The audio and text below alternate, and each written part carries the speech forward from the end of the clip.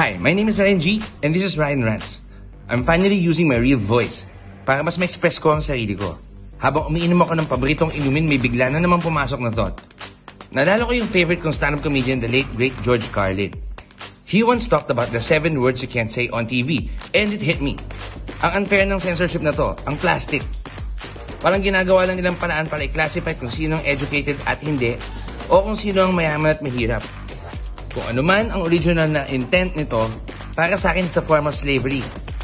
Tama si George Carlin sa point niya, at dapat pinag-uusapan natin to.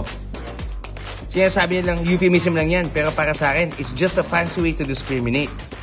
Yung mga social dyan, sasabihin, it's a way to separate the culture from the savages.